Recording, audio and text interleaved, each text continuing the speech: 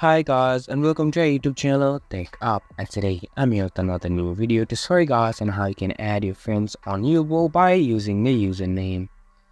To do so, open up username and log into your account. Here I have already logged in into my Yubo account.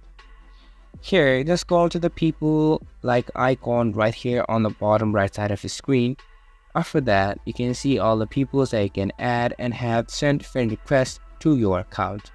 But if you want to search people by their own name, you just have to go to the search icon, eyeglass like avatar on the top right side of your screen, and from here you'll be able to search for username of your friend and add them back.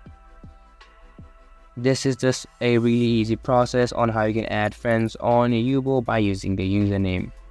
This was for this video, and I hope you guys find the information of our video helpful. If you do, make sure to leave a like, subscribe to our YouTube channel and hit the bell notification. And don't forget to drop a comment for review and some more content like this. See you guys in our next video. Thank you for watching.